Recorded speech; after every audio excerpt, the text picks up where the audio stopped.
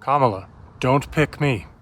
I've been running for president for 11 months on the only platform that will give our kids a truly bright future rather than a dead planet. We have absolutely got to stop chasing economic growth and ignoring the perils of population growth. No other candidate has been willing to talk about these things because, that makes you unelectable, unfortunately. But we've got to change the conversation. And my team and I thought that if a candidate dared to tell us the truth about the fact that we're deep into ecological overshoot and we need some dramatic changes in public policy and behavior change and our way of life in the United States especially, that would get some attention and that we could start to change the conversation, because we've all got to change our lives and start living more lightly on the planet for the sake of our kids. Their future is truly at stake. Now, my campaign hasn't gotten much media attention, and it's either because the media is afraid that the public might actually embrace living more lightly and not buy a bunch of crap from all of their advertisers, etc., not continue to grow the size of the media audience, or it could be because journalists just aren't curious enough and energetic enough to want to go investigate a candidate who obviously doesn't have a ghost of a chance of winning the election. This campaign really needed to catch fire if I was going to be elected. And of course, I've become convinced that that's really important because our kids' future really depends on that. But all along, the campaign really was about changing the conversation, alerting people and educating people about ecological overshoot and the fact that we actually can do something about it.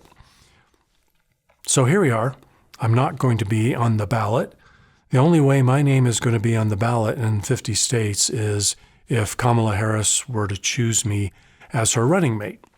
And at one point I thought, well, maybe I should raise my hand and volunteer. But the truth is, even if she was thinking about it, I think I would have to advise her not to choose me as her running mate. Why? Because it's critically important that we make sure we do not put a con man back in the White House.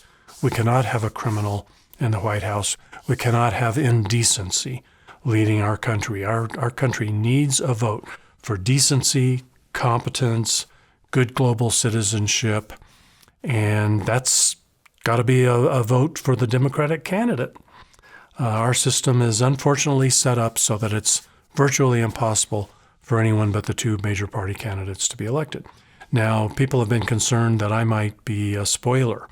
They're especially concerned in this election because it's just so important that we not elect the GOP candidate.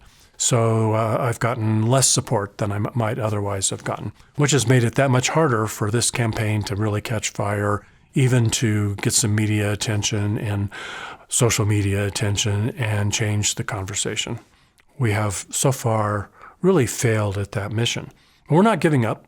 The campaign continues until November 5th, so maybe we can still get the word out. But I'll tell you, I'm not asking for your vote. I've said I'm going to vote for Kamala Harris.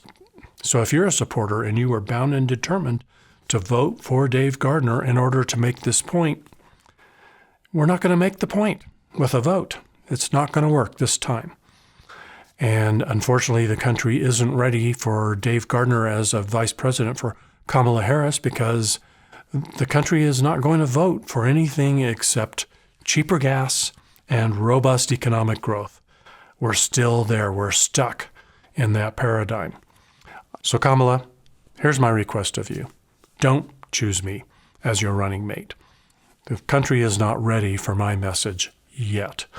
But once elected, there's no reason why Kamala Harris and her administration can't change the conversations that take place. Instead of bringing the usual experts into town to figure out ways to prop up this unsustainable pursuit of everlasting economic growth. Invite experts who will help us chart a path of degrowth to start contracting our economy back to a scale that will leave a decent planet for our kids. And instead of experts who are trying to figure out ways to continue to exploit immigrants and keep our population growing in this Ponzi scheme that's really just designed to keep growing the economy and the tax base, invite experts to town who will advise and help chart a course toward a really healthy, elegant population contraction, because that's what we got to have. If we want our kids to live decent lives on a healthy planet, our future needs to be a contracting economy and a contracting population. There's just no getting away from it. So don't choose me, but after you're elected, let's talk.